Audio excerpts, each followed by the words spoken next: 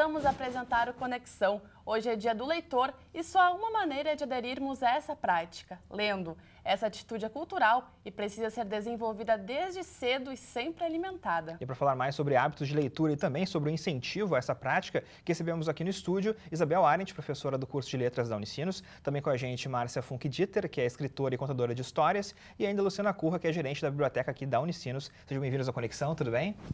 Tudo bem, boa tarde. Tá certo. Bom, então, professora Isabel, a gente sabe que algumas vezes algumas pessoas preferem aderir a outras maneiras de lazer além da leitura, né? Mas então, como que as pessoas podem fazer para aderir ao hábito da leitura? Existe uma forma, talvez, a ideal, né? Existe sempre a questão ideal e a questão, se possível, né? Seria ideal adquirir o hábito desde criança, ser motivada em casa, né?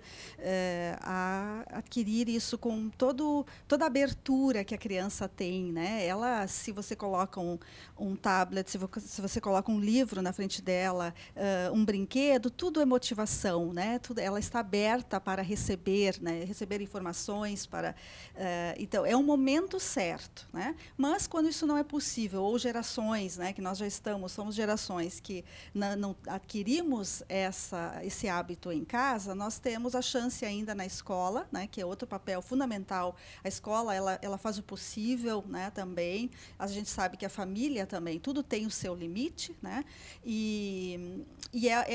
são momentos, isso deve ser algo de fato prazeroso, interessante, obviamente motivador, né, e que tenha sentido para aquele leitor, né? Tem que fazer sentido. Então, cada leitura também tem o seu momento, o tipo de leitura que se apresenta, inclusive, vai ter o seu momento também, a sua idade, inclusive, né? Para que isso, de fato, não afaste ou eu digo, às vezes, de forma exagerada, mate um leitor, né? Que, às vezes, uma criança já foi leitora e ela depois perde o hábito por algum momento, por alguma obrigação, né?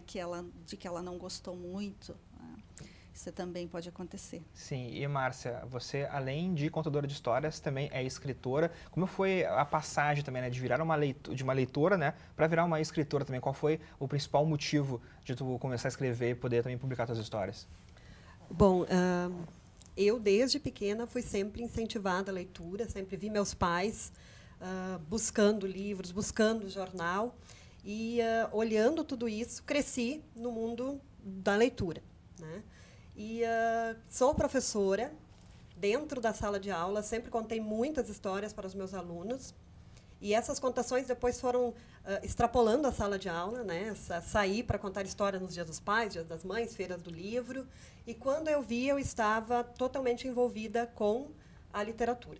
Mas foi aqui no curso de Letras, na Unicinos, que, com o incentivo de uma professora, que me incentivou muito, eu comecei a fazer a escrita dos livros, então, e a colocar os livros para impressão. E, na realidade, foi aqui no curso de Letras, com essa professora, até o Minhocas na Cabeça, que é um lançamento meu, eu escrevi dedicado a ela, né? E isso vem acontecendo até hoje.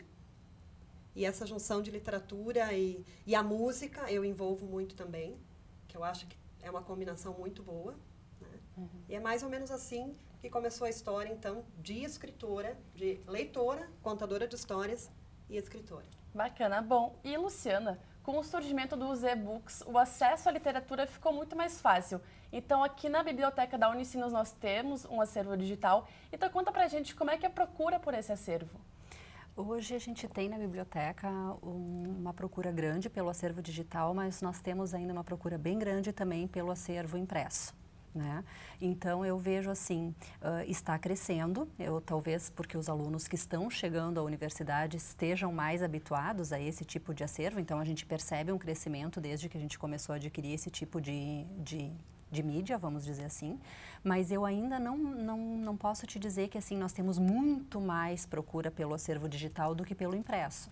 A gente está dividindo, eu acho que eles estão convivendo bem, essas duas tecnologias, vamos dizer assim. As pessoas têm o fetiche ainda também, né, pelo livro, né, pelo papel, temos por sentir muitos, o cheiro do papel. Exatamente. Temos muitos usuários que têm isso. A Isa também já ficou muito conosco lá, pode falar sobre isso um pouquinho, né, Isa? Eu acho que a gente tem muita gente que vai pelo fetiche do livro e por gostar e preferir usar o livro impresso.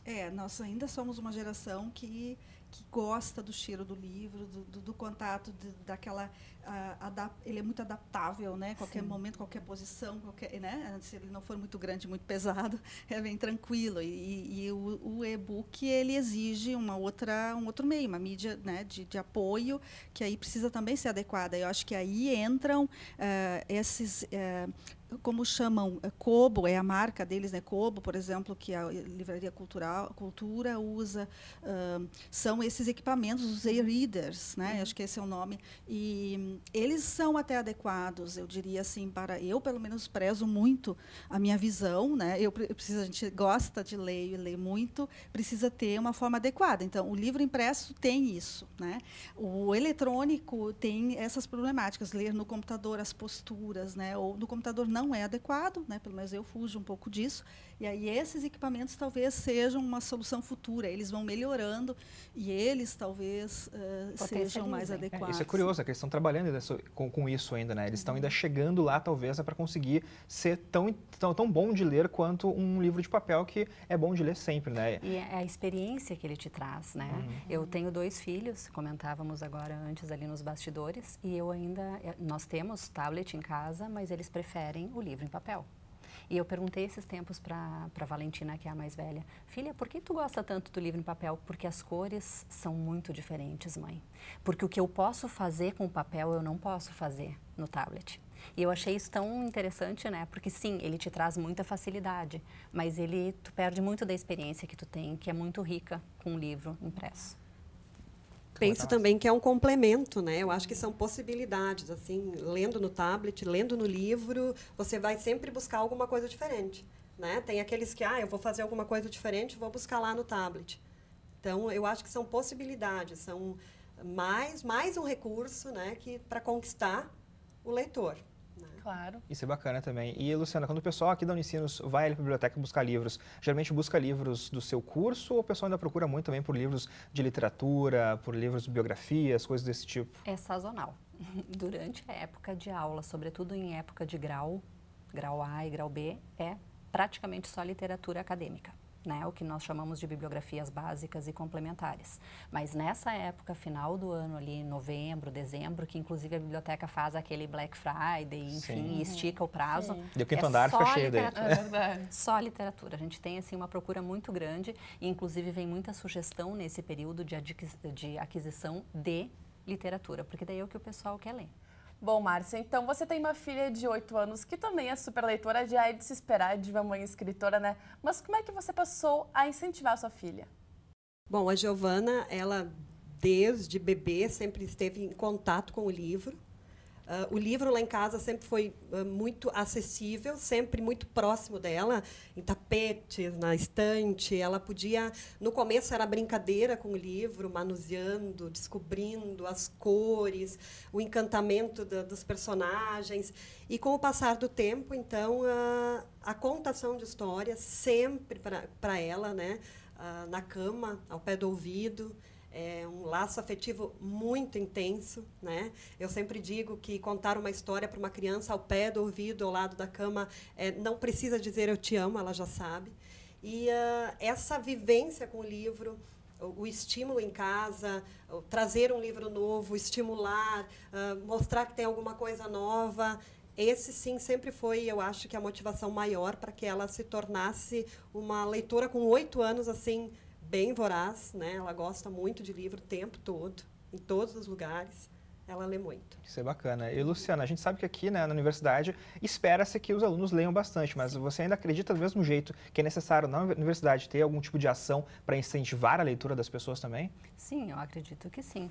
Eu acho que a gente tem, inclusive, alguns movimentos, né, enquanto biblioteca, em parceria, sobretudo com o Centro 3, o pessoal de letras, né, que faz justamente, tenta fazer esse resgate, né. Nós tivemos até o ano passado uma hora do conto, que a gente fez ali no ambiente da biblioteca, que foi um sucesso, enfim, que muitas pessoas participaram e gostaram da experiência que tiveram lá. Então, são ações que eu acho que servem, além de apresentar para as pessoas o ambiente que temos, que é muito bom, né? Eu sou suspeita, mas enfim, nós também estamos apresentando os livros, né? Porque como a Isa falava no início, nós temos aqueles leitores que foram leitores um dia e que por algum motivo deixaram de ser ao longo da vida e que precisam dessa descoberta, dessa redescoberta, né? Redescobrir o prazer, na verdade. Exatamente. Então, eu acho que essas ações, elas só vêm a complementar e potencializar quem já é e talvez, então, pescar novos peixinhos para esse nosso mundo. Claro. Eu até complementaria e quase coloco aqui, já estabeleço uma parceria, se a Luciana quiser, porque nossos alunos na disciplina de Labirinto da Leitura são os que iniciam letras português, né? São a primeira disciplina, uma das primeiras de literatura, e lá nós desenvolvemos projetos de formação de leitores, né? De motivação de leitura. A criatividade desses projetos, né, ações, e precisa ser, a proposta é fora do ambiente curricular, né, de ensino de escola, assim, curricular conhecido, né. As propostas são, por exemplo, aqui no campus da Unicinos, porque os nossos colegas não leem, nossos colegas, os alunos só conseguem, na verdade, é a limitação, é a necessidade de ler aquela literatura acadêmica puramente, porque é o que às vezes se dá conta, né? Essa é a verdade. Mas de motivá-los, apesar disso, né? Para que eles consigam ler. Então, são projetos que estão, acho que até à disposição, se quiser, a biblioteca, talvez um ou outro assumir e concretizá-los, né? São fantásticos. Nossos alunos que fazem letras vêm muito motivados, eles enxergam possibilidades e eu acho que a gente poderia aproveitar isso. Bacana. Bom, isso no meio acadêmico, então, é bastante difundido, mas e no país, professora Isabel? Existem projetos de incentivo à leitura que realmente sejam eficazes?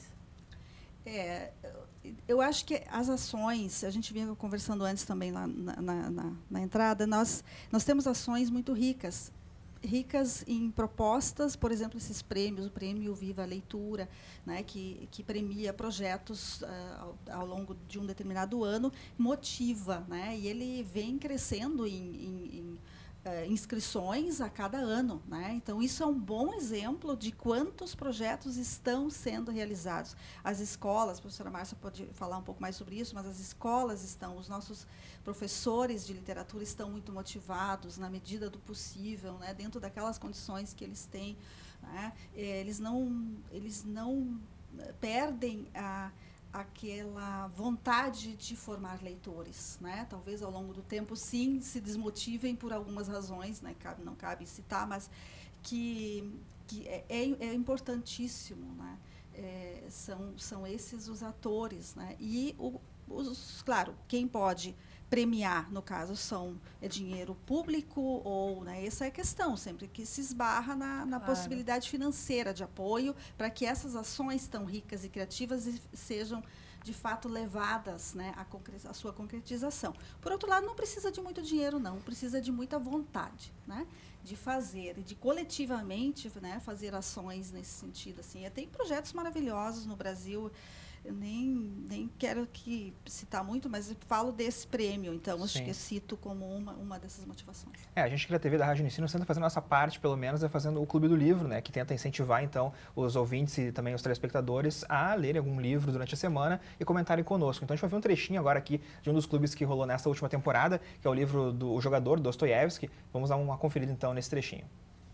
Clube do Livro, por aqui na Unicinos FM, também na TV Unicinos. O nosso livro de hoje é O Jogador, do Dostoiévski, e o pessoal já está participando aqui. Opa, coisa boa! Pelo facebook.com/unicinosfm. O César Scheber Camilo escreveu que leu esse livro há 10 anos e é um dos favoritos dele. Uma leitura boa, com personagens marcantes. O favorito dele é a Velhinha. É o personagem da Velhinha que é o favorito. Acho que de todo o meu também. Nosso personagem favorito, né? Foi a vovó. Ela é muito... Quando ela chega, o negócio toma forma. Muda totalmente, né? É aquilo que eu digo. Eu acho que quando ela chega daquele... Porque daí a gente tem a entrada da comicidade, né? E ela mexe no que E tá parece acontecendo ali, que né? quando ela chega, parece que todo mundo meio que perde o controle depois disso, sim. Porque no início do livro ali é todo mundo mais sóbrio, mais controlado. E depois que ela chega, que daí ela perde toda a fortuna, todo mundo também perde o controle. E ficam espraguejando ela, tipo, essa velha maldita, não sei o que, o francês vive xingando ela. né? Até porque Que ela no tá momento- caduca. No momento que ela perdeu o dinheiro dela, ela perdeu o dinheiro de todo mundo ali, né? exatamente. Tá todo Sim. mundo só esperando o dinheiro dela, né? E que não sobra nada no fim das contas, né? Sobra móveis, Ai, imóveis sei e lá, tal. terreno, Não sobra imóvel, é uma sei vila, lá. Isso é uma aí. vila e uma casa. É o que sobrou, porque ela gastou o dinheiro que ela tinha. E o que ela não coisa, né? tinha também.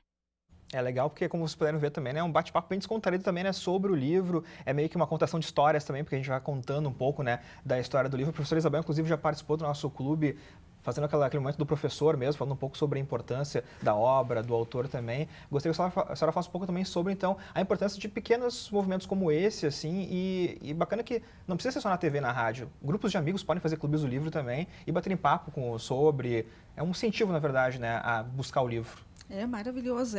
Esse projeto da Unicinos já quantos anos agora? 2 anos, pelo menos, É, né? na TV, 2 anos.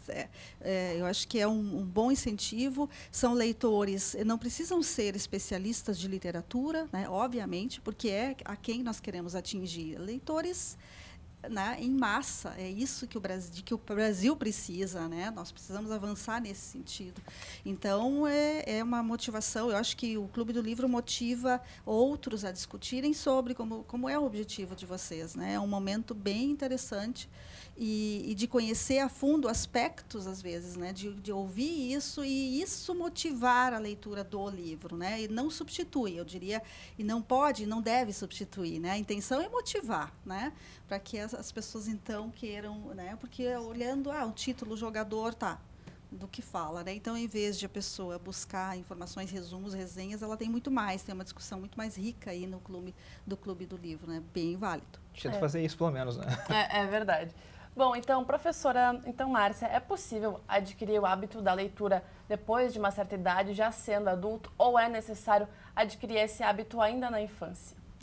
Como nós falamos no início, né, o ideal seria, sim, desde a educação infantil, antes disso ainda, antes de chegar na escola com a família, mas o ideal não acontece muitas vezes.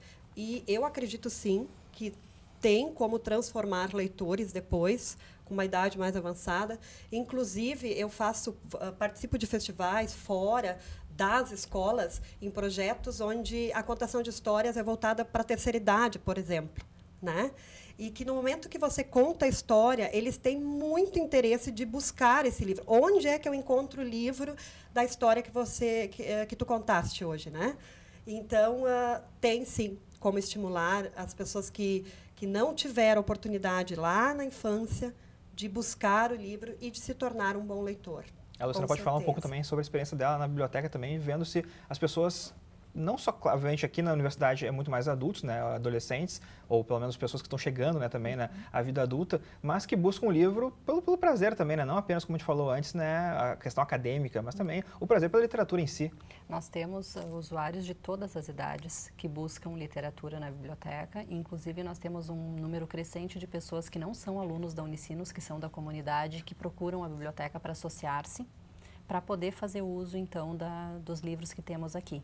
E eu vejo nisso um movimento que está sendo, que respalda, eu acho, tudo isso que a gente está trazendo aqui, né? As pessoas estão acordando para isso, seja porque tem pouco lazer e este é um lazer, seja porque elas, de fato, estão querendo se instruir mais, enfim, mas existe esse movimento crescente, na minha percepção, o que eu percebo nos últimos anos, que está crescendo bastante o número de pessoas que nos procuram, não só da Unicinos, então, mas da comunidade e para literatura, não para uso acadêmico. Eu acho que, então, fica a dica aqui também, né? Para começar a ler, basta pegar um livro, né? E começar, né? Pode começar aos poucos, talvez, uma literatura mais calma, mais fácil, mais suave, né? Boa palavra. Mas comece a ler que depois, né, o prazer certamente vem junto, né, Jéssica? Com certeza. Bom, então, muito obrigada pela presença de vocês, tá certo? E até mais.